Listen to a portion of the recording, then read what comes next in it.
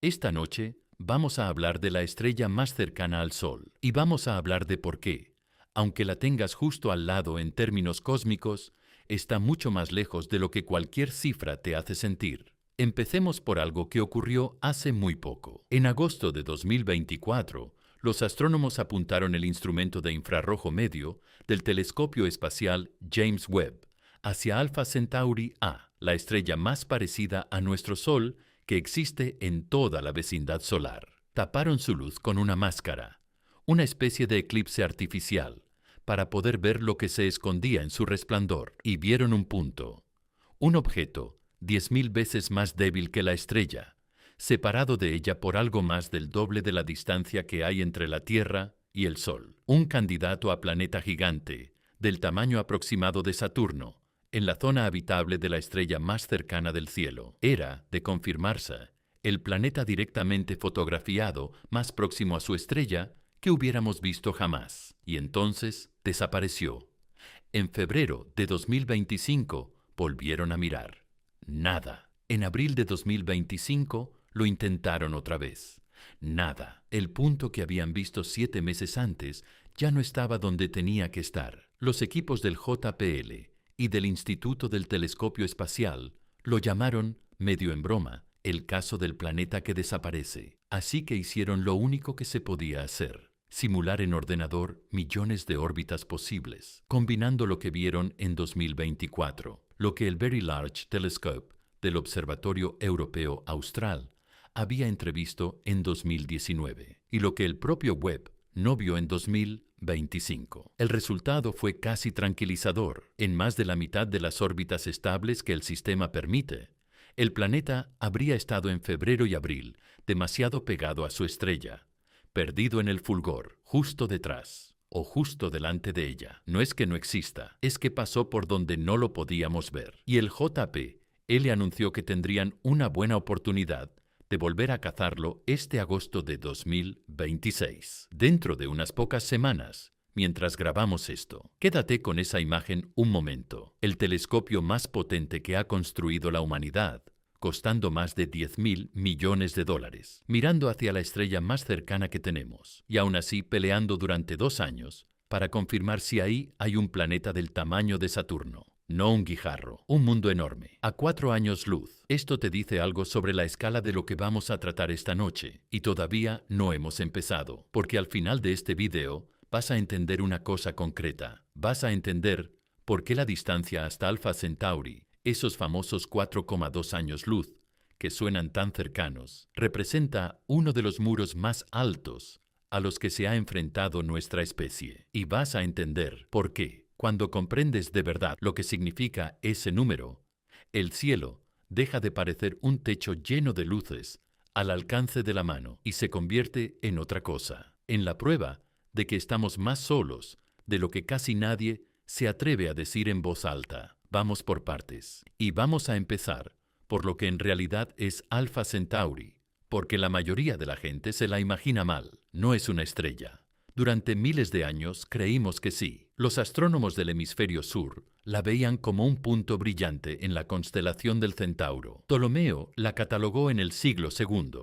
Los navegantes la usaban para orientarse. Para todos ellos era una sola luz. Hasta que en 1689, un sacerdote jesuita llamado Jean Richaud, observando desde Puducherry, en la India, apuntó su telescopio hacia ella y vio que se partía en dos. 2 estrellas, muy juntas, girando una alrededor de la otra, y todavía faltaba lo más raro. Hoy sabemos que Alpha Centauri es un sistema de 3 estrellas atadas por la gravedad, danzando alrededor de un centro común desde hace miles de millones de años. La más brillante es Alpha Centauri A. Es algo más grande y más luminosa que el Sol, un 10% más masiva, alrededor de 1,5 veces más brillante. Si mañana sustituyeras nuestro Sol por Alpha Centauri A, apenas lo notarías.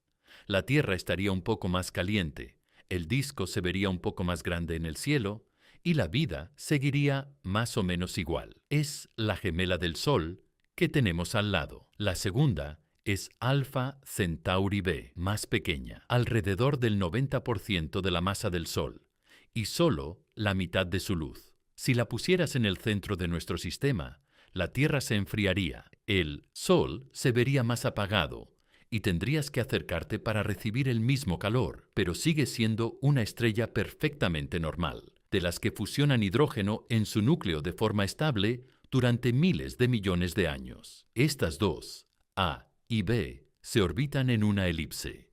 En su máxima aproximación quedan separadas por unas 11 unidades astronómicas, más o menos la distancia que hay del Sol a Saturno, en su punto más alejado, por unas 36, más lejos que la órbita de Neptuno. Tardan algo menos de 80 años en completar una vuelta.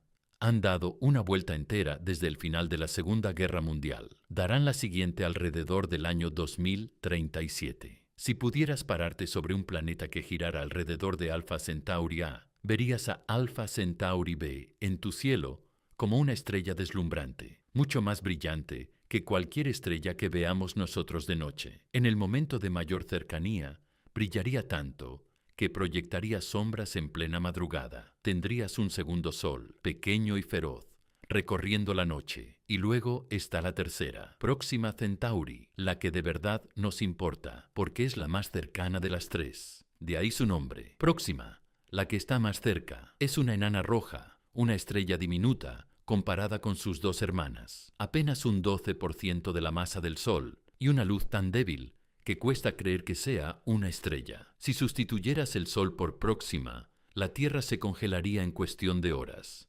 Es demasiado tenue, demasiado fría. Para recibir calor suficiente, tendrías que orbitarla tan pegado que quedarías anclado por la gravedad, mostrándole siempre la misma cara, con un hemisferio en día perpetuo y el otro en una noche que no termina nunca. Próxima orbita a la pareja A y B, desde una distancia que cuesta asimilar, unas 13.000 unidades astronómicas, alrededor de 0,2 de año luz.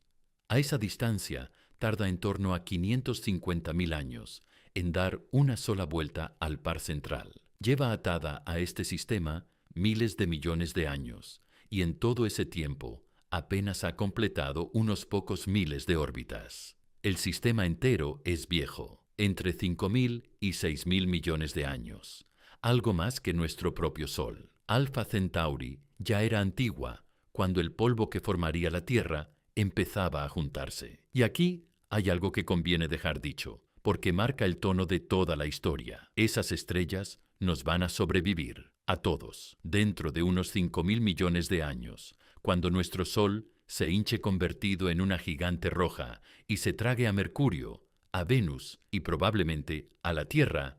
Alpha Centauri seguirá ahí. A y B continuarán su danza durante miles de millones de años más. Y Próxima, la enana roja diminuta, quemará su combustible tan despacio que durará billones de años. Las enanas rojas serán las últimas estrellas encendidas del universo, los últimos rescoldos cuando todo lo demás se haya apagado. Han estado ahí mucho antes que nosotros, seguirán ahí mucho después, y aún así no podemos llegar. Ahora, el dato que sostiene todo lo de esta noche: la distancia. Próxima Centauri, la más cercana de las tres, está a 4,24 años luz de la Tierra. Alpha Centauri, A y B, un poco más allá, a 4,37. Para que ese número signifique algo, conviértelo. 4,24 años luz son unos 40 billones de kilómetros. 40 seguido de 12 ceros. Es el objeto estelar más cercano que existe. No hay nada más próximo. Y ese es el problema, porque si esto es lo más cerca que tenemos, imagínate el resto. Para medir esa distancia por primera vez, hizo falta una de las ideas más elegantes de la historia de la ciencia: el paralaje. Si extiendes el brazo, levantas un dedo y lo miras cerrando un ojo, y luego el otro, el dedo parece saltar respecto al fondo. Ese salto depende de la distancia. Con las estrellas pasa lo mismo. A medida que la Tierra recorre su órbita alrededor del Sol, las estrellas cercanas parecen moverse muy levemente respecto a las lejanas. La idea es sencilla. Medirlo es una pesadilla, porque ese movimiento es minúsculo. Para incluso la estrella más cercana es menor que un segundo de arco. Un segundo de arco es la 3600ava parte de un grado. Para que te hagas una idea, si sostienes una moneda con el brazo estirado, el ancho de esa moneda abarca unos 1800 segundos de arco. El desplazamiento que había que medir era menos de la 1800ª parte del ancho de esa moneda. En 1832, un astrónomo escocés, Thomas Henderson, destinado en el Observatorio de Ciudad del Cabo, en Sudáfrica, empezó a medir con obsesión la posición de Alpha Centauri. Hizo cientos de observaciones. Detectó el bamboleo, ese saltito imperceptible mientras la Tierra cambiaba de lado en su órbita. Pero Henderson era cauto, demasiado, quizá. Le preocupaban los errores de sus instrumentos, las distorsiones de la atmósfera, la posibilidad de equivocarse delante del mundo entero. Así que se sentó sobre sus datos durante años, analizándolos una y otra vez, sin atreverse a publicar. Mientras tanto, en 1838, en Alemania, Friedrich Bessel publicó la primera medida confirmada del paralaje de una estrella distinta, 61 Cygni. Su trabajo era impecable. Cuando Henderson por fin publicó lo suyo, en 1839, un año tarde, solo pudo confirmar lo que Bessel ya había demostrado, que las estrellas estaban lejos, mucho más lejos de lo que nadie se había atrevido a imaginar. La cifra de Henderson para Alpha Centauri daba unos 4,3 años luz. Las medidas modernas, con instrumentos infinitamente mejores, dan 4,24 para Próxima. Aquel hombre, con tecnología primitiva y desde una colonia en el extremo del mundo, acertó con un margen de apenas un pequeño porcentaje, y con ese acierto cambió para siempre nuestro sitio en el universo. Por primera vez, supimos la verdadera escala de lo que nos rodea. Las estrellas dejaron de ser luces clavadas en una bóveda y pasaron a ser soles lejanísimos, separados de nosotros por abismos de vacío. El más cercano, a 40 billones de kilómetros. Eso fue hace casi 200 años, y seguimos sin ir. Hemos aprendido una cantidad asombrosa de cosas sobre Alpha Centauri sin movernos de aquí. Hemos medido la masa de sus estrellas observando cómo se orbitan. Hemos analizado su luz para conocer su composición, su temperatura, su edad. Hemos descubierto planetas alrededor de Próxima. Hemos calculado las zonas donde podría existir agua líquida. Todo eso desde 40 billones de kilómetros, usando nada más que fotones que viajaron durante años para llegar a nuestros telescopios. Nunca hemos tocado Alpha Centauri, nunca hemos olido su atmósfera ni pisado ninguno de sus mundos. Estamos limitados a mirar desde lejos, y eso, de momento, no va a cambiar. Y aquí es donde la distancia empieza a doler, porque hay que entender qué significa, no solo cuánto mide. La luz viaja a unos 300.000 kilómetros por segundo. Nada en el universo puede ir más rápido.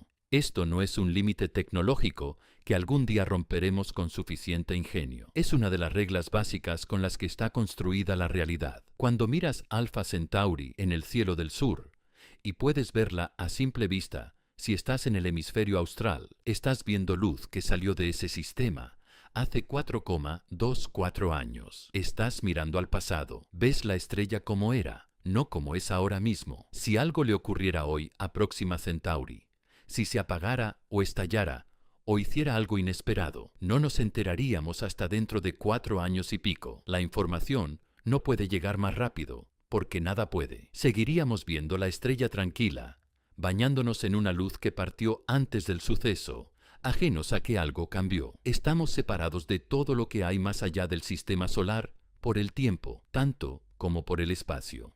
Ahora pensemos en ir, en viajar de verdad hasta allí. Aquí es donde la cifra deja de ser elegante y se vuelve cruel. La nave más rápida que ha construido la humanidad es la sonda solar Parker. Cuando se acerca al Sol y se deja acelerar por su gravedad, alcanza unos 690.000 kilómetros por hora.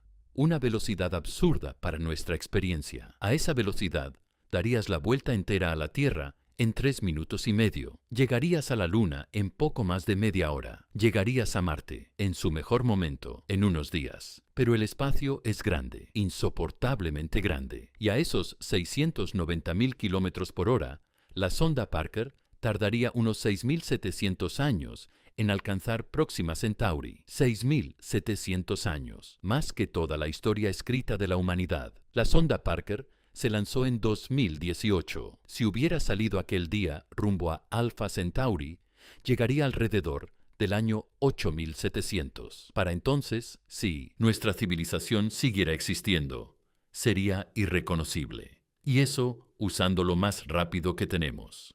Las sondas Voyager, que sí van camino del espacio interestelar, viajan mucho más despacio, a unos 61.000 kilómetros por hora. A esa velocidad, tardarían unos 75.000 años en llegar. Detente en ese número.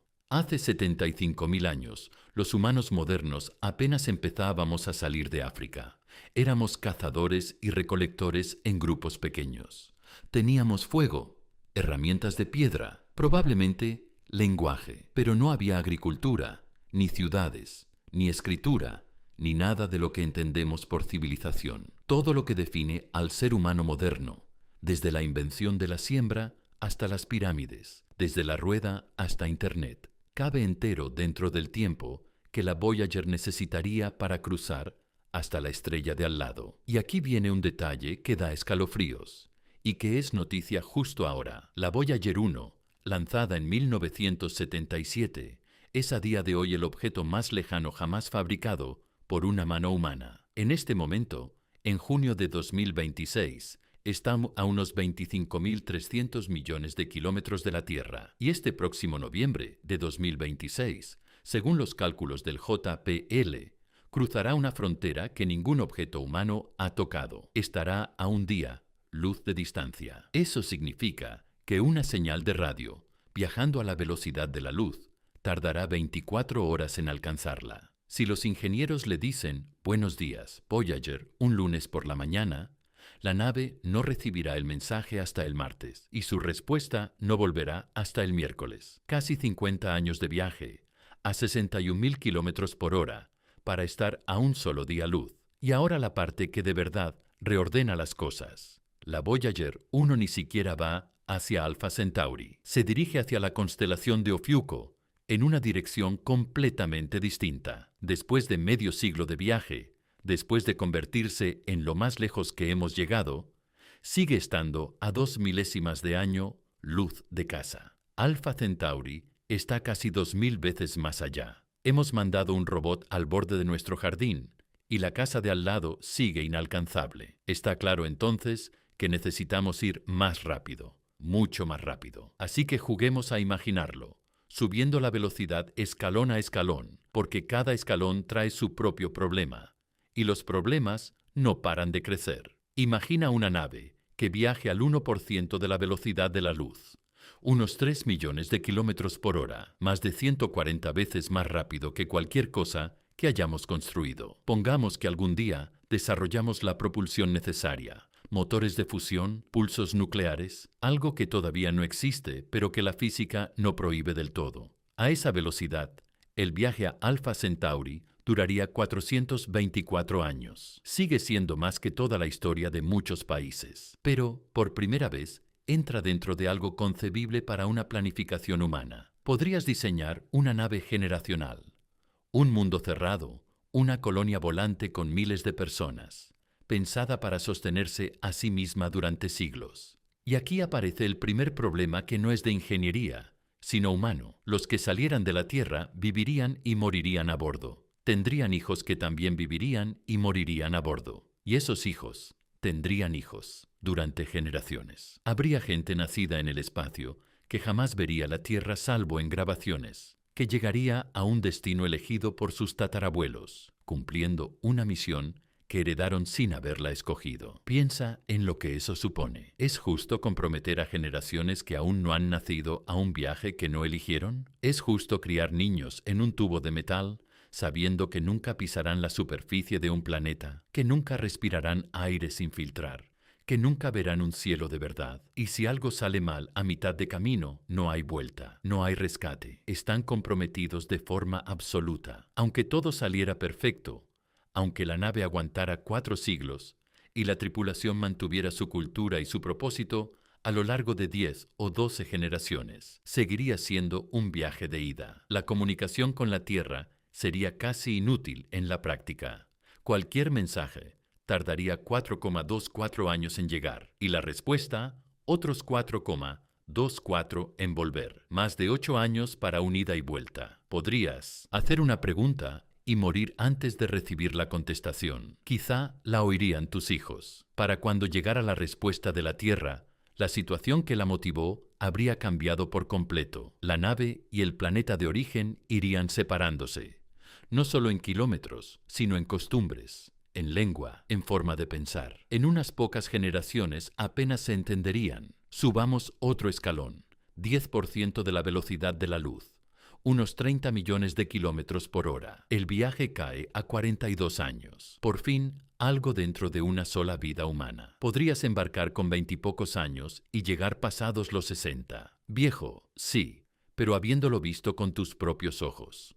Suena casi alcanzable. Y entonces aparece lo que pasa cuando vas tan rápido. A esa velocidad, chocar con un grano de arena deja de ser una anécdota. Una partícula de un solo gramo, la masa de un clip, impactando contra tu nave al 10% de la velocidad de la luz, libera una energía equivalente a unas 43 toneladas de explosivo. Unas 3 veces la bomba de Hiroshima, de un grano de arena. Necesitarías un blindaje enorme, escudos de material denso en la proa, para absorber impactos, y cada kilo de escudo es masa que hay que acelerar, lo cual exige más combustible, lo cual añade más masa. Es un problema que se muerde la cola. El espacio entre las estrellas tampoco está del todo vacío. Hay gas y polvo, muy diluidos, unos pocos átomos por centímetro cúbico. A esa velocidad, incluso eso frena. Cada átomo que golpeas te roba un poco de impulso.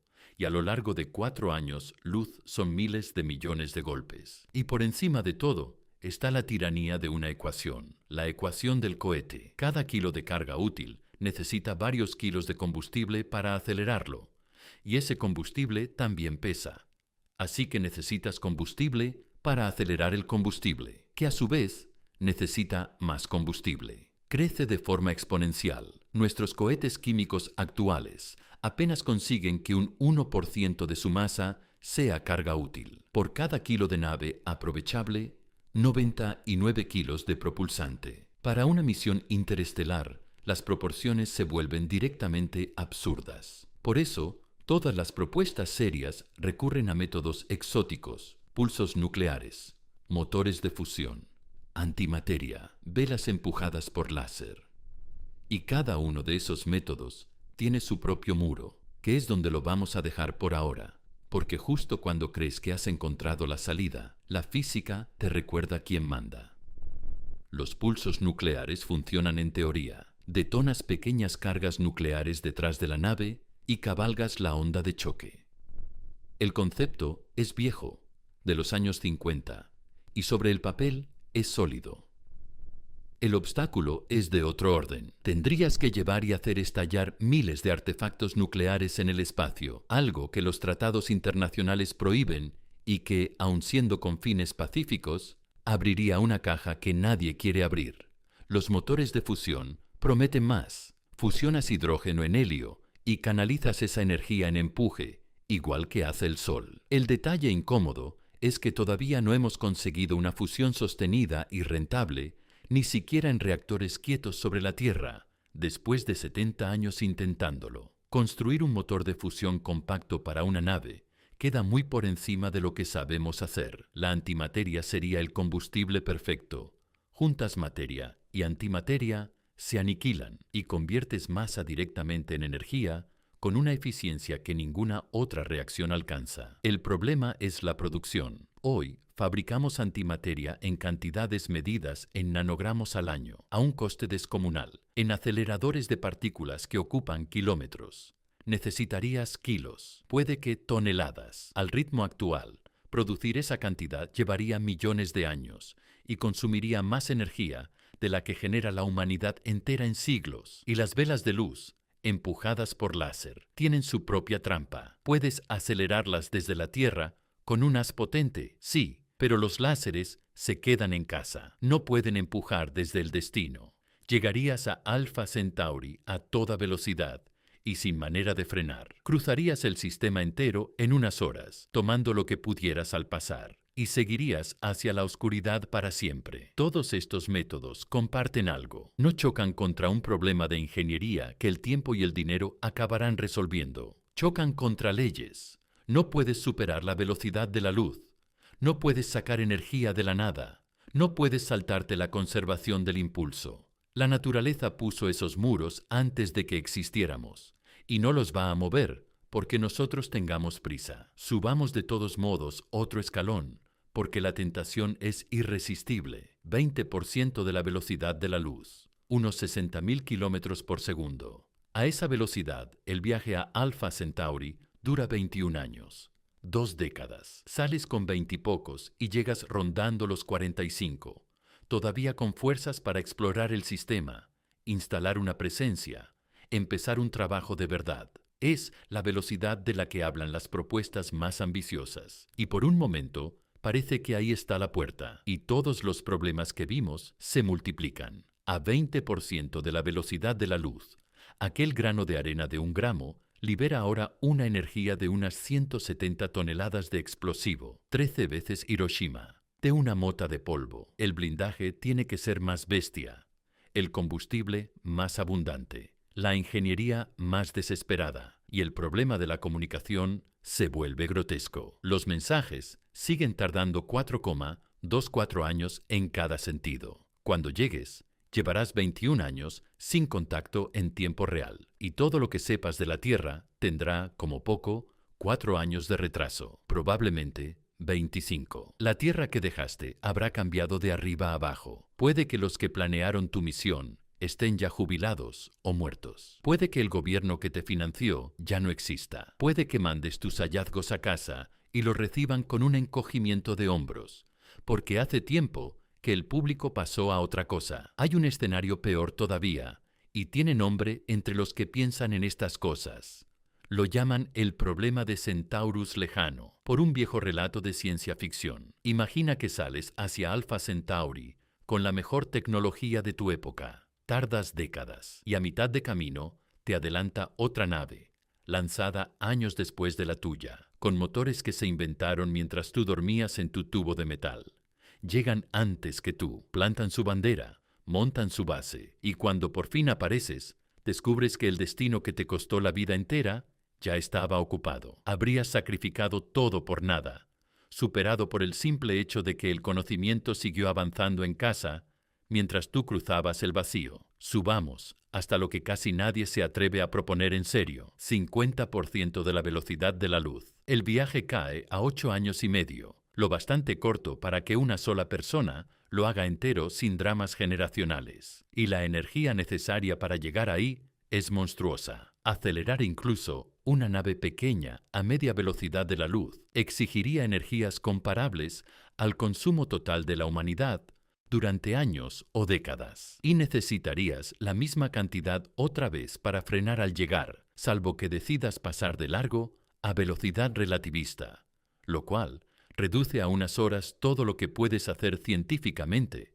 después de un viaje de años. Por eso, casi todas las propuestas reales se conforman con un sobrevuelo, porque frenar es, en términos de energía, casi tan caro como llegar. Dejemos las velocidades y hablemos del viaje en sí, de lo que de verdad hay entre aquí y allí, porque incluso si resolvieras la propulsión, el camino tiene su propia forma de desgastarte. La gente imagina el espacio como un vacío absoluto. Casi lo es. Es más vacío que cualquier vacío que sepamos fabricar en un laboratorio, pero no del todo. El medio interestelar, la materia entre las estrellas, contiene gas y polvo. Muy poco, alrededor de 1 átomo por centímetro cúbico de media. Para que lo compares, el aire que respiras ahora mismo tiene unos 25 trillones de moléculas en ese mismo centímetro cúbico. 25 con 18 ceros detrás. El espacio tiene 1, eso es vacío. Y aún así, a lo largo de 40 billones de kilómetros,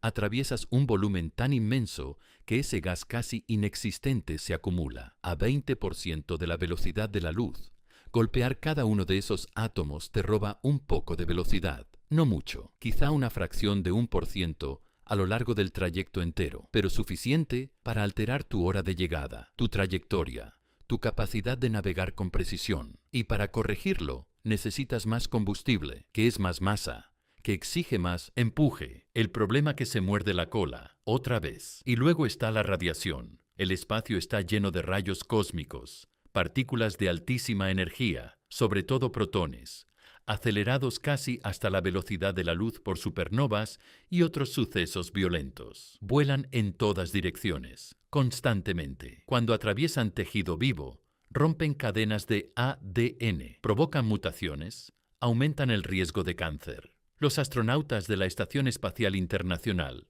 reciben entre 50 y 200 milisieverts al año. Una persona en la superficie de la Tierra recibe entre 2 y 3, es decir, los astronautas reciben entre 50 y 100 veces más radiación que nosotros, y todavía están relativamente cerca de casa, dentro de la magnetosfera terrestre, ese escudo invisible que desvía buena parte de las partículas. En un viaje interestelar no hay magnetosfera, no hay campo magnético planetario que te proteja.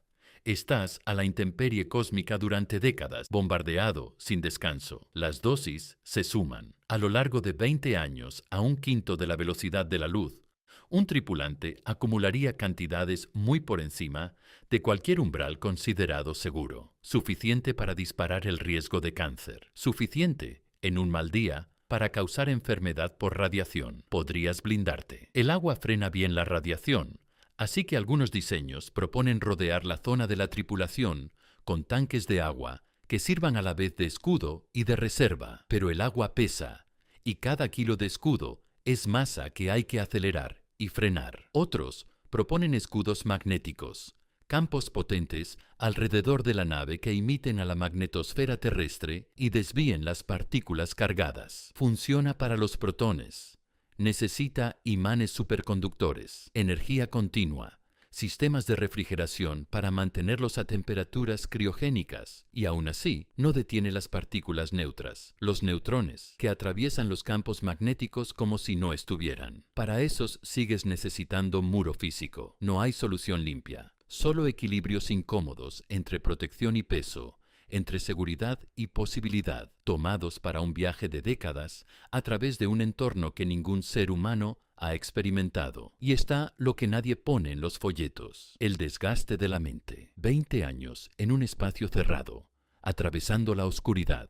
Las estrellas no se mueven, o al menos no de forma perceptible. Están tan lejos que ni siquiera a un quinto de la velocidad de la luz cambia la vista por la ventana. Miras fuera y ves lo mismo que ayer, que el mes pasado, que el año pasado. Ninguna sensación de movimiento, ningún punto de referencia. La Tierra, a tu espalda, se va apagando hasta confundirse con cualquier otra estrella. Alpha Centauri, delante, se va aclarando tan despacio que no lo notas salvo comparando imágenes separadas por años. Viajas a través de la nada hacia algo, sin ninguna señal de avance. El ser humano evolucionó en un mundo donde caminar un día te llevaba a un paisaje nuevo. Aquí, cada día es el mismo pasillo, la misma sala, la misma gente, durante años. Los estudios de aislamiento en la Tierra, simulando misiones largas, muestran lo que pasa. Sube la depresión, brotan los conflictos, cae la motivación. Y esos estudios duran meses, como mucho un par de años. No hay datos sobre cómo aguanta una persona 20 años encerrada, cortada del mundo entero,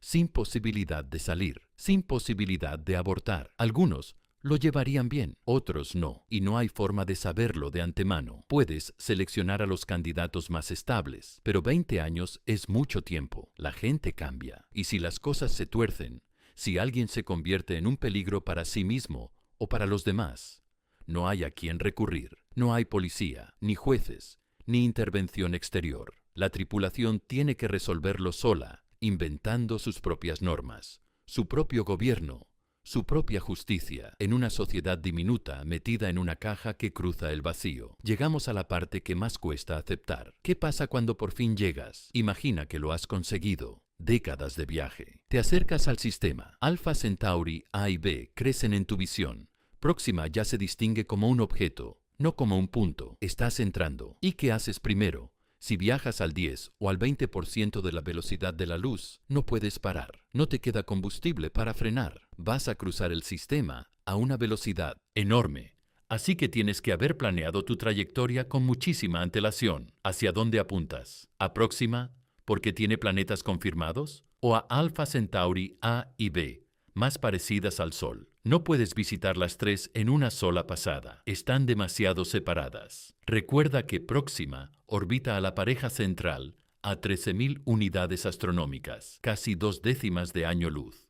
Cruzando el sistema al 20% de la velocidad de la luz, recorrer esas 2/10 te llevaría un año entero. Tu trayectoria está fijada. No maniobras, solo te deslizas. El camino que llevas al entrar es el que mantienes. Así que tienes que elegir. La mayoría de los planes apuntarían a Próxima, por Próxima b, el planeta potencialmente habitable. Trazarías tu rumbo para pasar lo más cerca posible, y entonces tendrías unas horas, quizá un día o dos, según tu velocidad exacta y lo cerca que pases. Durante esa ventana lo grabas todo.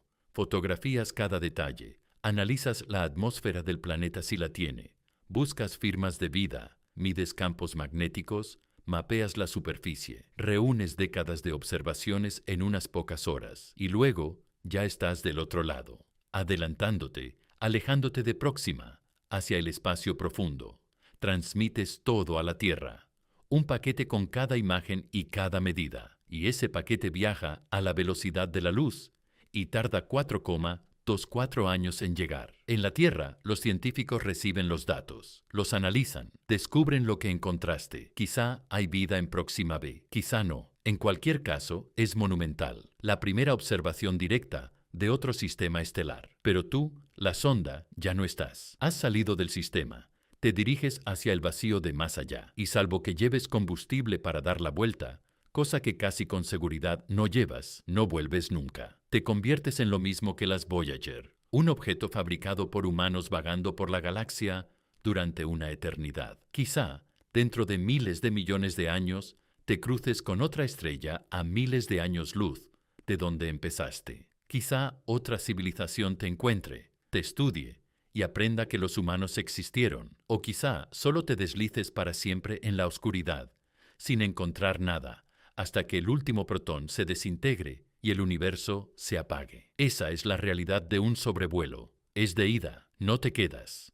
No exploras el sistema a fondo. Cruzas, agarras lo que puedes y desapareces. Para detenerte de verdad, para entrar en órbita alrededor de una estrella o de un planeta, necesitas frenar. Necesitas cancelar toda la velocidad que acumulaste, lo que dobla tus necesidades de combustible, o más, porque tienes que acelerar también el combustible de frenado. La ecuación del cohete vuelve a golpear. Algunos diseños proponen usar la propia estrella de destino como freno, desplegando una vela magnética que interactúe con su viento estelar, o rozar la atmósfera de un planeta gigante para perder velocidad poco a poco. Funciona si hay un gigante gaseoso colocado justo donde lo necesitas. Si no lo hay, mala suerte. Y aquí quiero parar un segundo, porque si has llegado hasta este punto del vídeo, es porque este tipo de preguntas te importan de verdad. Suscríbete si te está pareciendo interesante. Así no te pierdes los próximos análisis. Es un gesto pequeño,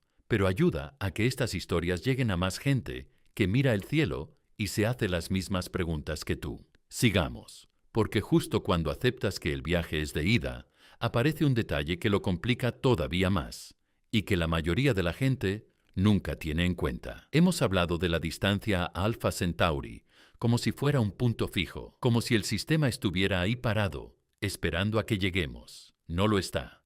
Las estrellas se mueven, todo en la galaxia está en movimiento, orbitando el centro de la Vía Láctea. Nuestro Sol recorre su órbita alrededor del centro galáctico a unos 230 kilómetros por segundo.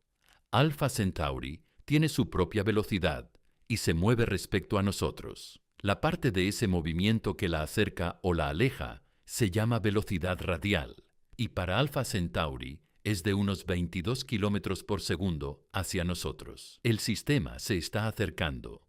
Dentro de unos 27.000 años, llegará a su punto más cercano al Sol, a unos 3,2 años luz, y luego empezará a alejarse de nuevo, siguiendo su órbita por la galaxia. Dentro de cientos de miles de años ya no será nuestra vecina más próxima. Alguna otra estrella, hoy más lejana, se habrá deslizado hasta ocupar su lugar. Así que, si planeas una misión, no puedes apuntar a dónde está Alpha Centauri ahora.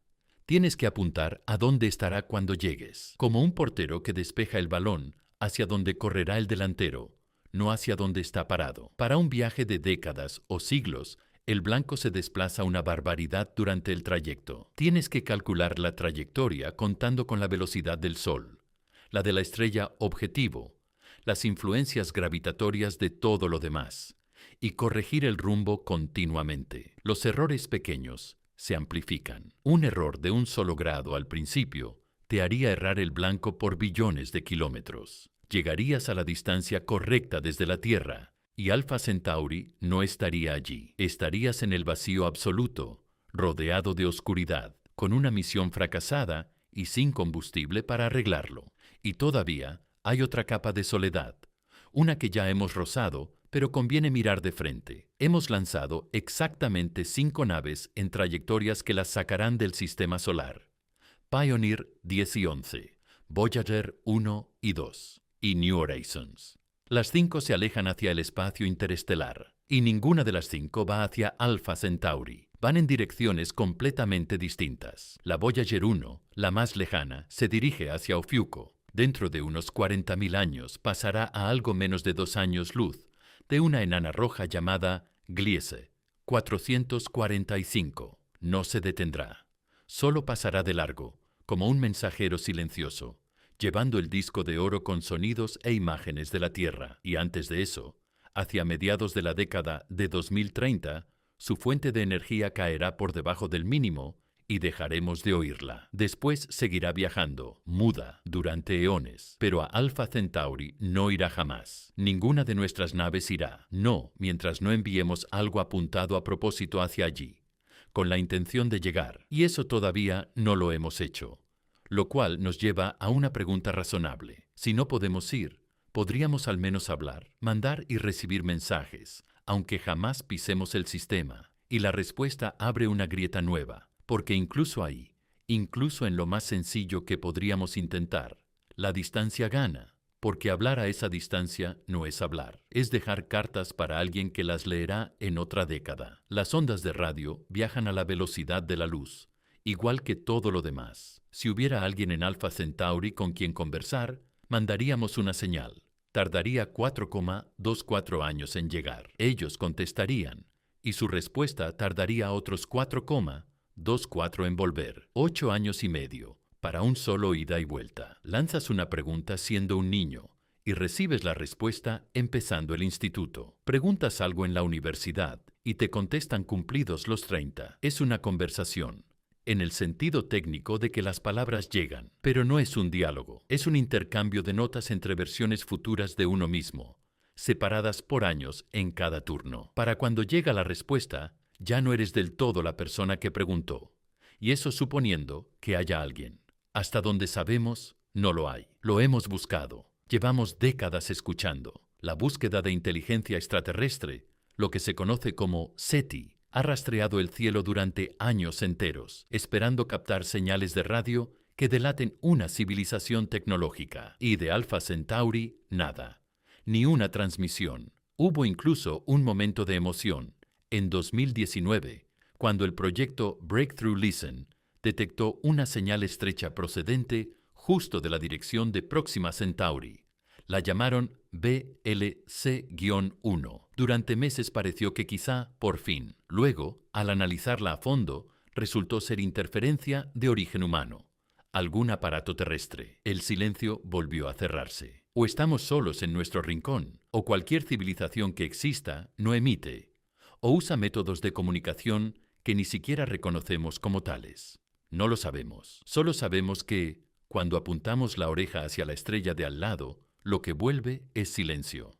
Pero planetas sí hemos encontrado. Y aquí la historia se pone interesante de verdad, porque no es especulación. Es algo que está pasando con los datos en la mano, ahora mismo. Próxima Centauri tiene al menos 3 planetas confirmados. El primero, Próxima B, se descubrió en 2016 y es el que de verdad enciende la imaginación. Orbita en la zona habitable, esa franja donde, en principio, podría existir agua líquida sobre una superficie. Tiene alrededor de 1,5 veces la masa de la Tierra y completa una vuelta a su estrella cada 11 días y pico. Suena vertiginoso, pero recuerda que Próxima es una enana roja, mucho más pequeña y apagada que el Sol. Para estar en la zona templada, hay que orbitar muy cerca. Próxima b gira a unos 7 millones de kilómetros de su estrella, alrededor de un 5% de la distancia que separa a la Tierra del Sol. A esa distancia, el planeta casi con seguridad está anclado por la gravedad. Una cara mira siempre a la estrella, la otra mira siempre a la oscuridad. Un hemisferio en día perpetuo,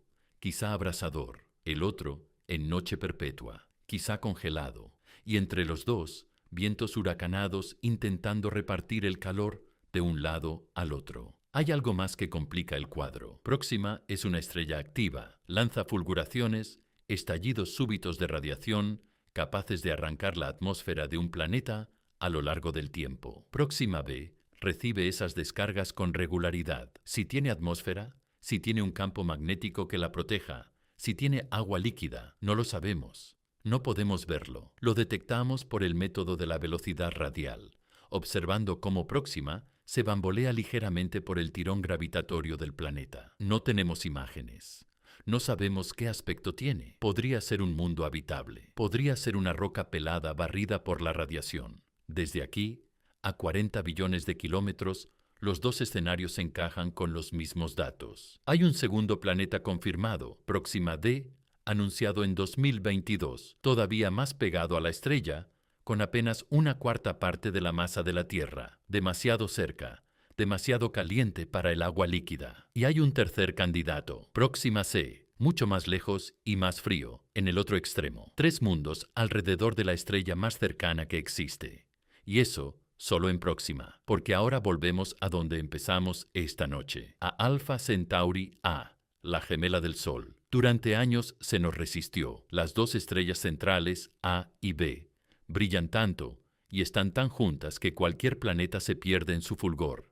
Hasta que llegó el James Webb, la detección de 2024 de la que hablábamos al principio. Ese punto 10.000 veces más débil que la estrella, ese candidato del tamaño de Saturno en la zona habitable, ese planeta que luego pareció desaparecer en 2025. Si se confirma este agosto de 2026, sería el mundo más cercano a su estrella que hayamos fotografiado nunca de forma directa, y uno de los más parecidos en temperatura y edad a los gigantes de nuestro propio sistema solar. Un planeta del tamaño de Saturno, en órbita alrededor de la estrella más parecida al Sol que tenemos, en el sistema más cercano que existe. No sería habitable, al ser un gigante gaseoso, pero las lunas que pudiera tener serían otra historia, y su sola existencia en un sistema de 2 estrellas tan apretadas pondría en aprietos buena parte de lo que creemos saber sobre cómo se forman y sobreviven los planetas. Conviene quedarse con la dimensión real de esto. Estamos hablando de un mundo enorme, del tamaño de Saturno, alrededor de la estrella vecina, y aún así nos cuesta 2 años de observaciones, con el telescopio más caro de la historia, decidir si está ahí. No porque seamos torpes, porque 40 billones de kilómetros son 40 billones de kilómetros. Y la luz que nos trae la noticia llega tan débil y tan revuelta con el resplandor de la estrella que hay que reconstruirla por ordenador, restando patrones, simulando millones de órbitas, peleando con el fulgor de la compañera. Esto es lo que la distancia le hace incluso a lo que sí podemos hacer. Lo dobla de dificultad. Y todavía estamos hablando solo de mirar, lo cual nos lleva a las propuestas, a los planes de verdad, los conceptos de misión que la gente ha diseñado en serio para intentar llegar. Porque, a pesar de todo lo que llevamos dicho, a pesar de los muros de la física y de los abismos de tiempo, hay quien lleva décadas pensando en cómo cruzar. El más conocido de los recientes es Breakthrough Starshot. Se anunció en 2016, en Nueva York, en un acto que reunió al físico Stephen Hawking, al multimillonario ruso Yuri Milner y al cofundador de Facebook, Mark Zuckerberg. La idea era preciosa por lo radical. En lugar de Mutum Inception, una nave enorme, construir miles de naves diminutas, cada una del tamaño de un chip, pesando apenas unos gramos. A cada una se le acopla una vela ultrafina y reflectante, de unos pocos metros, de un material de solo unos átomos de grosor, y entonces Apuntas hacia las velas un conjunto colosal de láseres desde tierra, quizá 100 gigavatios de potencia combinada, y empujas. En cuestión de minutos, las velas alcanzan el 20% de la velocidad de la luz. Apagas los láseres. Las naves se deslizan por el espacio a velocidad constante, sin llevar combustible. Llegarían a Alpha Centauri en unos 20 años. Sacarían fotos, medirían lo que pudieran y transmitirían los datos de vuelta con un láser minúsculo. Total, desde el lanzamiento hasta recibir la información, unos 25 años. Una sola generación humana. Los mismos que diseñaran la misión podrían vivir para ver el resultado. Ese era el sueño. Y aquí toca contar lo que ha pasado de verdad con ese sueño, porque es revelador. Milner comprometió $100 millones para la fase de demostración, pero según un reportaje que Scientific American publicó en 2025, el proyecto gastó en realidad alrededor de 4,5 millones en una treintena de contratos, una fracción de lo prometido. Las reuniones que durante años juntaban a ingenieros y físicos para atacar los problemas fueron espaciándose. La financiación se fue secando. Las comunicaciones se apagaron sin un anuncio, sin un funeral, sin nada que estuviera a la altura de aquel estreno con focos en Nueva York. A día de hoy, el proyecto está, según ese mismo reportaje, en pausa indefinida, si no terminado. Uno de los investigadores lo resumió con resignación. Por lo que se ve, lo han aparcado. Al menos eso, la mejor financiación que jamás se había dedicado al viaje interestelar, respaldada por algunos de los nombres más grandes de la ciencia. Y 10 años después, silencio. No todo fue humo. En 2025, en el Instituto Tecnológico de California, un equipo consiguió por primera vez en un laboratorio empujar una membrana ultrafina de nitruro de silicio con un láser y medir el desplazamiento con una precisión asombrosa. La primera observación directa de una vela de luz moviéndose por el empuje de los fotones. Un paso real. Pero mira la escala de lo que demostraron frente a la escala de lo que haría falta. Movieron una membrana de 40 micras de lado, más pequeña que un grano de sal, unos picómetros. Y para llegar a Alpha Centauri, harían falta velas de metros, perfectas, capaces de soportar 100 gigavatios sin vaporizarse, empujadas por un conjunto de láseres que costaría miles de millones y que probablemente habría que construir en el espacio para esquivar la atmósfera. La distancia entre el experimento y la misión es, ella misma, casi astronómica. Hay propuestas más antiguas y más pesadas. El proyecto Dédalo, diseñado en los años 70 por la Sociedad Interplanetaria Británica, imaginaba una nave colosal impulsada por fusión, 2 etapas quemando helio 3 y deuterio en reacciones de fusión para generar empuje. La nave pesaría unas 54.000 toneladas, casi todo combustible. La carga útil, los instrumentos de verdad, apenas unas 450 toneladas, menos del 1% del total. Dédalo apuntaba a un 12% de la velocidad de la luz, con un viaje de unos 36 años y un sobrevuelo sin frenar al llegar. La ingeniería que exigía era de pesadilla. Fusión sostenida que aún no hemos logrado. Pellets de combustible inyectados y encendidos 250 veces por segundo. Plasma sobrecalentado, canalizado por toberas magnéticas. Todo funcionando sin un solo fallo durante décadas.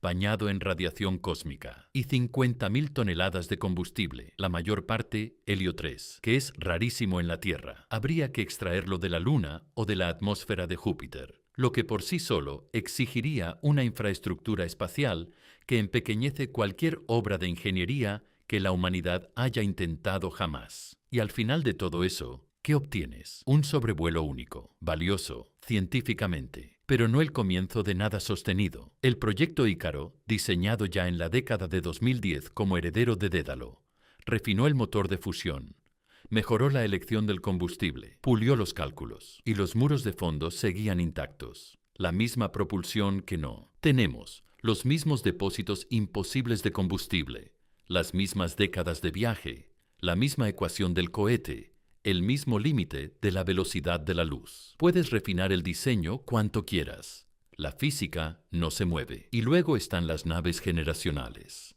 Esos mundos volantes, pensados para sostener a una población durante siglos. Necesitarías gravedad artificial, probablemente por rotación, sistemas de soporte vital en circuito cerrado, reciclando aire y agua indefinidamente. Agricultura.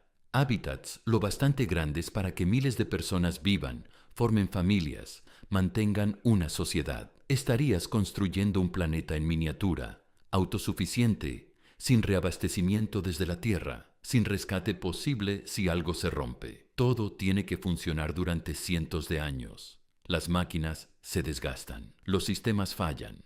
Necesitas redundancia, repuestos, capacidad de fabricar piezas nuevas, una tripulación capaz de reparar cualquier cosa imaginable. Y necesitas una sociedad estable, gente conviviendo en un espacio cerrado durante generaciones, gobernándose, resolviendo conflictos, manteniendo la cultura y el propósito. ¿Qué ocurre si una generación posterior decide que ya no quiere continuar la misión? No la eligieron ellos, la eligieron sus antepasados.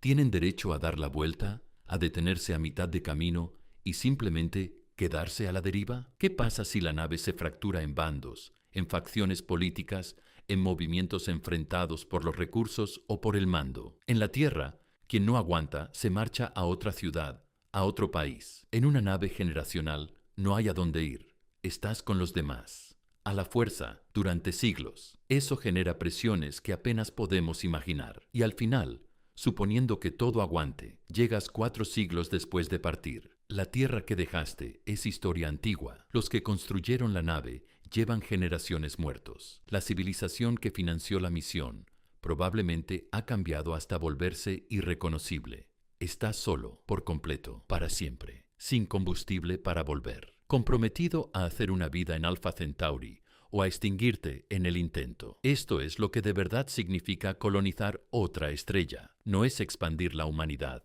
es partirla en pedazos, crear bolsas aisladas que no pueden interactuar de forma significativa, que se separan generación a generación hasta convertirse, con el tiempo, en pueblos distintos. No biológicamente, al menos no en miles de años, pero sí cultural, lingüística, socialmente, gente que comparte un origen común y nada más. Los hijos nacidos en la nave durante el viaje no habrían visto jamás la Tierra. Para ellos sería un relato, imágenes de antes de nacer. Serían hijos del espacio, identificados con la misión, con la nave, con el destino, no con un planeta que solo conocen de oídas. Y sus nietos, nacidos ya en Alpha Centauri, tendrían aún menos conexión. La Tierra sería para ellos una mitología, la patria ancestral, lejana, inalcanzable. La aprenderían en la escuela, pero no la sentirían real. ¿Cómo iban a sentirla? Está a 4,24 años luz. Nunca irán. Serían otra cosa, una rama nueva de la humanidad, humana por su sangre, ajena por todo lo demás. Y aquí merece la pena detenerse a preguntar qué ganaríamos. Porque después de tanto muro, de tanto coste, de tanta soledad, la pregunta honesta es si vale la pena el esfuerzo. ¿Cuál sería el botín científico? Lo primero, medidas directas del sistema, observaciones de cerca de las 3 estrellas, sus campos magnéticos, sus vientos, sus superficies. Desde aquí, incluso con nuestros mejores telescopios, A y B son puntos de luz. Podemos analizar su espectro, seguir su órbita, detectar planetas por métodos indirectos, pero no vemos las estrellas como discos con detalles. Una sonda allí lo cambiaría. Podríamos comparar a las gemelas del Sol directamente con el Sol, refinar nuestros modelos de cómo nacen, viven y mueren las estrellas. Y luego está Próxima, una enana roja, el tipo de estrella más común de la galaxia. Alrededor de 7 de cada 10 estrellas son enanas rojas. Son tenues, difíciles de estudiar de lejos. Próxima es la más cercana, la más fácil de alcanzar si alguna vez estudiamos una de cerca. Y entenderlas es entender el futuro lejano del cosmos, porque serán las últimas estrellas encendidas cuando todo lo demás se haya apagado. Y luego está Próxima b, el planeta. Lo hemos detectado de forma indirecta. Hemos medido su masa, su período, su distancia. Pero no sabemos qué aspecto tiene. ¿Tiene atmósfera? ¿De qué está hecho? ¿Hay agua? ¿Océanos? ¿Continentes? ¿Tiempo atmosférico? ¿Hay vida? Una sonda podría responder. Podría fotografiar la superficie. Podría analizar la atmósfera en busca de las firmas químicas de la vida. oxígeno, metano, moléculas orgánicas complejas. Y eso sería monumental. Encontrar vida en otro mundo respondería una de las preguntas más antiguas que nos hemos hecho. Si halláramos vida en Próxima B, aunque fuera microbiana, demostraríamos que la vida no es exclusiva de la Tierra, que puede surgir en otra parte, bajo otras condiciones, alrededor de otra estrella. Y si ocurrió 2 veces en una misma esquina diminuta del espacio, la nuestra y la de al lado, las dos a unos pocos años luz, entonces probablemente ha ocurrido incontables veces a lo largo de la galaxia. Sabríamos que no estamos solos, aunque no pudiéramos alcanzarlos, aunque no pudiéramos hablar con ellos. Sabríamos que están ahí, pero está el coste. Mandar una sonda, incluso una diminuta como las que soñaba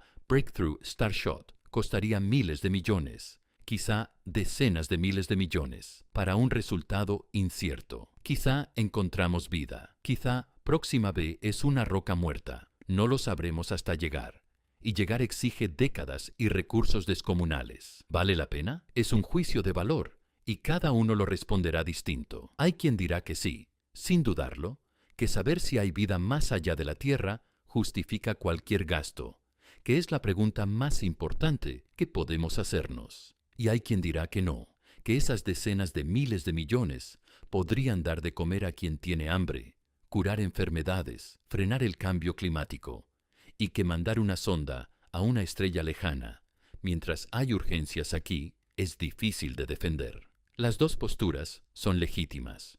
No hay una respuesta objetivamente correcta. Depende de qué valores, de qué crees que debería estar haciendo nuestra especie. Lo que sí podemos decir con certeza es esto: la distancia lo vuelve todo más difícil. Y aquí está la parte casi cruel del asunto. Si Alpha Centauri estuviera a un solo año, luz en vez de a 4,24, la misión sería 4 veces más rápida, más barata, menos arriesgada, difícil todavía, pero alcanzable. Si estuviera a media año luz, 10 veces más cerca, probablemente ya lo habríamos hecho, con cohetes que ya tenemos, pero no está más cerca, está justo en esa franja maldita, lo bastante lejos para resultar casi imposible con la tecnología actual, lo bastante cerca para resultar irresistible. Si estuviera a 10 años luz, ni siquiera tendríamos esta conversación, sería obviamente inalcanzable, y nadie propondría misiones. Si estuviera a 1 año luz, habría agencias diseñando sondas ahora mismo, pero cae en medio, cerca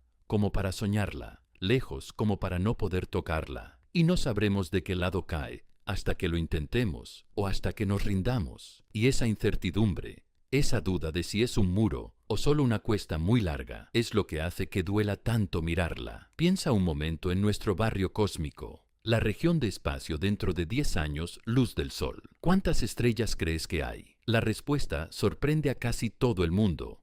Alrededor de 14 sistemas estelares.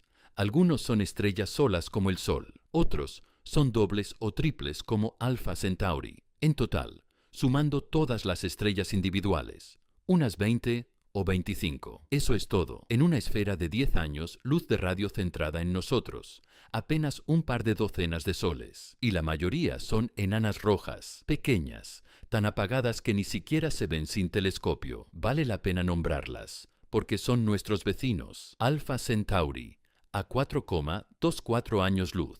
La estrella de Barnard, a 6. Wolf, 359. A casi 8, Lalande, 21.185, a poco más de 8. Sirio, la más brillante de nuestro cielo nocturno, a 8,6. Luego un puñado más, todas entre los 10 y los 12 años luz. Y de toda esa lista, solo 2 o 3 se ven a simple vista. El resto necesita instrumentos para distinguirse siquiera. Estos son los más cercanos. Si no podemos alcanzarlos a ellos, no podemos alcanzar nada, porque más allá de esos 10 años luz, el número de estrellas se dispara. Dentro de 20 años, luz hay unos 70 sistemas. Dentro de 30, alrededor de 200. Dentro de 100, unos 14.000. Y la galaxia entera contiene entre 100.000 y 400.000 millones de estrellas, la mayoría a miles o decenas de miles de años luz. El centro de la Vía Láctea está a 26.000 años luz, el borde lejano de la galaxia, a más de 60.000. Andrómeda, la gran galaxia vecina, a 2,5 millones de años luz. Si no podemos cruzar los 4,24 que nos separan de Alpha Centauri, Andrómeda da igual que esté a 2,5 millones o a infinito. La vemos, la estudiamos, aprendemos de ella, pero estamos confinados a nuestra esquina diminuta, un sol entre cientos de miles de millones, incapaz de visitar a los demás. Quizá algún día eso cambie. Quizá desarrollemos tecnologías que hoy ni concebimos. Y aquí es donde aparecen las ideas que todos hemos visto en la ciencia ficción. Así que conviene mirarlas de frente y con honestidad, porque algunas chocan con la física tal y como la entendemos. Los motores de curvatura, esos que doblarían el espacio-tiempo para crear un atajo, requieren materia exótica con densidad de energía negativa. Nunca hemos visto nada parecido. No sabemos si existe.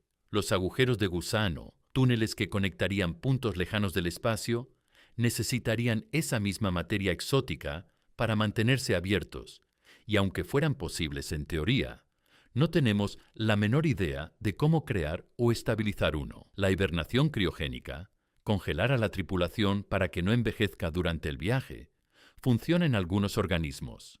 Los tardígrados sobreviven congelados, ciertas ranas también, pero en los humanos el hielo forma cristales que revientan las membranas de las células. No lo hemos resuelto. Y la idea de subir una mente a un ordenador y enviarla a la velocidad de la luz, dejando atrás el cuerpo, da por sentado que la conciencia es puramente computacional, que puedes copiar la estructura de un cerebro y que el resultado sigue siendo tú. No sabemos si eso es cierto. Quizá la copia sea solo eso, una copia, mientras tú sigues atrapado en tu cuerpo biológico, viendo cómo una versión digital de ti viaja a las estrellas sin ti, lo cual no te sirve de mucho. Cada solución propuesta al problema de la distancia interestelar tropieza con un obstáculo de fondo. Algunas quizás sean resolubles con tecnología futura, otras quizás sean imposibles. No lo sabemos todavía. Así que, de momento, estamos limitados, confinados a nuestro sistema solar, mirando Alpha Centauri en el cielo,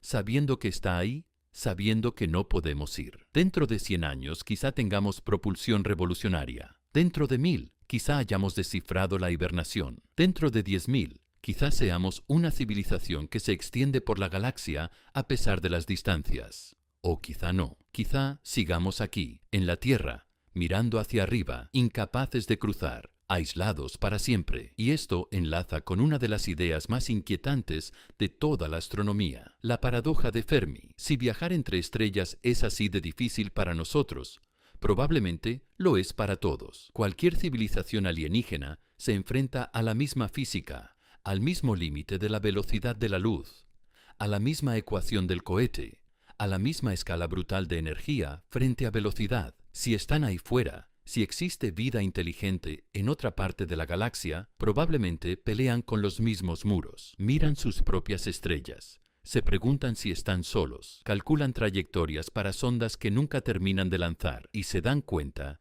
de lo difícil que es. Quizás sea esa la razón de que no hayamos visto rastro de nadie, no porque no existan, sino porque cruzar es demasiado difícil, incluso para civilizaciones mucho más viejas y avanzadas que la nuestra. Quizá las distancias sean un muro que nadie consigue saltar. Quizá cada civilización se quede encerrada en su propio sistema, aislada, mirando hacia arriba y viendo exactamente lo mismo que vemos nosotros, luces lejanas, fuera del alcance, para siempre. Eso explicaría el gran silencio, el hecho de que hayamos escuchado durante décadas y no hayamos oído nada.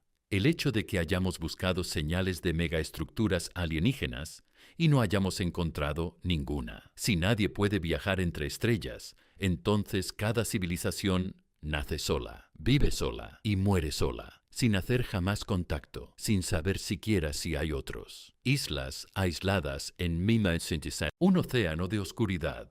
Es una imagen solitaria del universo, pero podría ser exacta. La distancia misma como el filtro que mantiene separadas a las civilizaciones, no alienígenas hostiles, no la autodestrucción, no la falta de tecnología, solo distancia. Distancia pura, insalvable. 4,24 años luz hasta Alpha Centauri. Ese número podría ser el que define nuestra existencia, la frontera que no cruzamos, el límite que no superamos.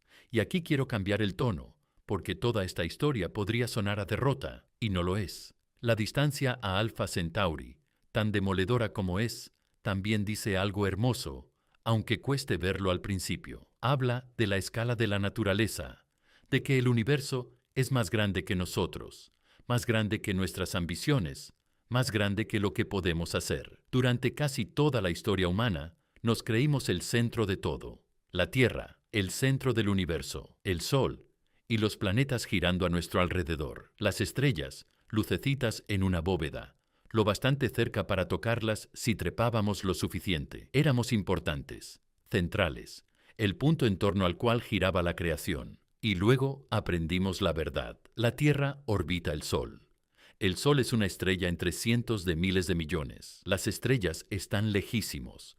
No somos el centro, no somos especiales. Somos un planeta diminuto alrededor de una estrella corriente, en una región nada notable de una galaxia que es una entre billones. Eso fue humillante. Pinchó nuestro ego cósmico, pero también nos dio perspectiva. Entender que somos pequeños no nos disminuye, nos sitúa, nos enseña de qué formamos parte. De un universo inmenso que funciona según leyes que no se preocupan por nosotros, que existía miles de millones de años antes de que apareciéramos, que seguirá miles de millones de años después de que nos hayamos ido. La distancia a Alpha Centauri es parte de esa lección. Nos enseña que el universo no está construido para nuestra comodidad, que las estrellas no están colocadas para que lleguemos a ellas, que la velocidad de la luz no se negocia, que las leyes de la física imponen límites que no podemos superar solo con ser listos o tercos. La naturaleza no se pliega a nuestros deseos. Tenemos que aceptarla como es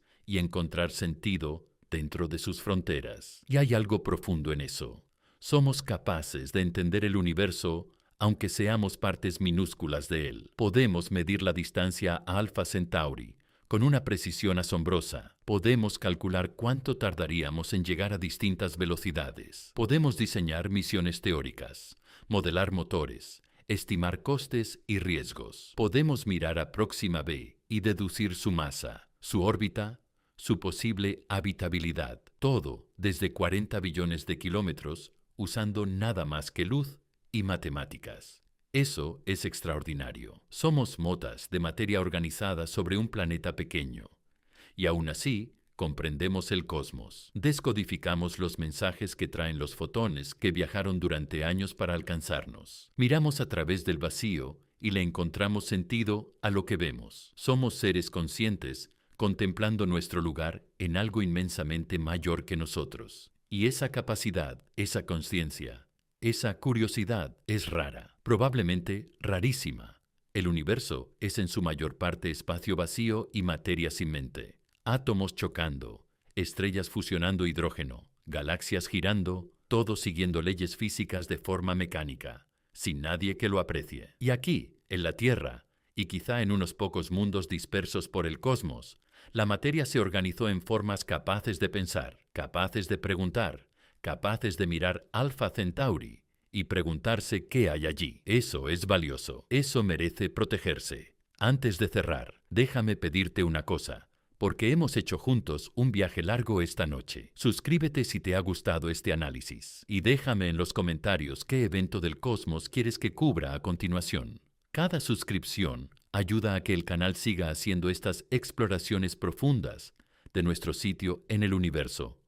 Y leo lo que dejáis abajo para decidir el próximo. Y ahora, con eso dicho, vamos a recoger todos los hilos de esta noche y a entender qué significa de verdad lo que hemos visto. Porque aunque nunca lleguemos a Alpha Centauri, aunque quedemos confinados a nuestro sistema solar para siempre, el simple hecho de que podamos entender el universo, apreciar su belleza, contemplar sus misterios, eso ya le da sentido a nuestra existencia. No necesitamos conquistar la galaxia. No necesitamos extendernos por 1000 sistemas estelares. Necesitamos seguir siendo lo que somos, conscientes, curiosos, capaces de asombro. Y quizá, solo quizá, algún día averigüemos cómo cruzar. No pronto. Probablemente no en nuestras vidas. Quizá no en siglos. La distancia seguirá siendo 4,24 años luz. Eso no cambiará, pero nuestra capacidad de cruzarla podría cambiar. Y si lo hacemos, si algún día enviamos sondas o naves o personas a Alpha Centauri, será uno de los logros más grandes de la historia humana. No por lo que encontremos allí. Podríamos encontrar solo rocas y radiación, un sistema corriente sin nada de particular, sino por el hecho mismo de haberlo hecho, de haber vencido la distancia, los muros de ingeniería, el coste, el riesgo, de habernos negado a aceptar el aislamiento como permanente, de haber tendido la mano a través de la oscuridad y tocado otra estrella. Pero aunque jamás lo consigamos, aunque la distancia resulte insalvable, habremos aprendido algo profundo, habremos aprendido nuestros límites. Y la humildad también vale. Entender nuestro lugar, aceptar nuestras limitaciones, trabajar dentro de las fronteras que la naturaleza marca. Quizá sean las lecciones que más falta nos hacen ahora mismo, en una época que cree que la tecnología lo resuelve todo, que da por hecho que cada problema tiene solución si nos esforzamos lo suficiente. La distancia a Alpha Centauri dice otra cosa. Dice que algunos problemas quizá no tengan solución, que algunas fronteras quizá sean permanentes, que algunos sueños quizá queden para siempre fuera de nuestro alcance. No porque no seamos lo bastante listos, no porque no lo intentemos con ganas, sino porque el universo sencillamente dice que no. Y cuando el universo dice que no, toca escuchar. Esa es la verdadera lección de Alpha Centauri. No que debamos rendirnos con el viaje interestelar, sino que debamos ser realistas, honestos con el desafío, humildes ante las distancias del cosmos y agradecidos por lo que tenemos aquí. La Tierra no es solo nuestra casa, podría ser la única casa que tengamos jamás, el único planeta que de verdad podemos alcanzar y habitar y sostener. La idea de que basta con marcharnos, extendernos por la galaxia, encontrar mundos nuevos cuando éste se vuelva inhabitable, es reconfortante, es esperanzadora y podría no ser cierta. Las distancias podrían ser demasiado grandes. Los muros, demasiado altos. Podríamos estar confinados a nuestro sistema solar para siempre, no por falta de ambición, ni de coraje, ni de curiosidad, sino porque el universo es grande, inconcebiblemente grande, y nosotros somos pequeños. Eso no significa dejar de intentarlo. Deberíamos seguir desarrollando mejores motores, diseñando conceptos de misión, buscando exoplanetas, escuchando por si alguien emite. Todo eso es valioso. Todo eso amplía lo que sabemos y empuja la frontera de lo posible. Pero deberíamos reconocer también la realidad. La distancia Alpha Centauri, esos 4,24 años luz, que suenan tan modestos, es una barrera que quizá tarde siglos en caer, si es que cae alguna vez. Y si ni siquiera podemos llegar a la estrella de al lado, la que tenemos justo en la puerta, en términos cósmicos, entonces la galaxia entera queda más allá de nosotros. Los cientos de miles de millones de estrellas de la Vía Láctea, los billones de planetas que probablemente las orbitan, la vida y las civilizaciones que quizá existan ahí fuera, todo eso podría quedar para siempre fuera de alcance. Las veremos por el telescopio, las estudiaremos de lejos, aprenderemos de ellas a través de la luz y las ondas de radio, pero quizá nunca las toquemos, nunca las visitemos, nunca caminemos sobre su superficie, ni respiremos su aire, ni conozcamos a quien las habite. Acuérdate de esto cuando hablen de mudarnos a las estrellas, como si fuera un plan de reserva. Lo más lejos que ha viajado un ser humano es la Luna. 384.000 kilómetros, algo más de un segundo luz. Un saltito en términos cósmicos. Alpha Centauri está a 4,24 años luz, más de 100 millones de veces más lejos que la Luna. Fuimos a la Luna en 3 días. Iríamos a Alpha Centauri en décadas, en el mejor de los casos, en siglos, lo más probable. Puede que nunca. Hace casi medio siglo lanzamos la Voyager 1. Y este noviembre de 2026, después de 49 años cruzando el vacío, alcanzará por fin la marca de un solo día luz. Un día, la luz cruza esa misma distancia en 24 horas, y a la nave más veloz y más lejana que hemos construido, le ha costado casi 50 años. Y va en otra dirección. Esa es la medida real de la barrera. No es solo que las estrellas estén lejos, es que están lejos de una forma que desafía nuestras suposiciones más profundas sobre la exploración, sobre la expansión, sobre nuestro futuro entre los astros. Miramos el cielo nocturno y vemos incontables estrellas. Imaginamos viajar a ellas, explorarlas, levantar civilizaciones a su alrededor. Es un sueño precioso, una visión que tira de nosotros, pero las distancias son reales. La física es real. Los muros son reales y no se van a ir. Podemos construir naves mejores. Podemos resolver problemas de ingeniería con ingenio, pero no podemos cambiar la velocidad de la luz. No podemos hacer el espacio más pequeño.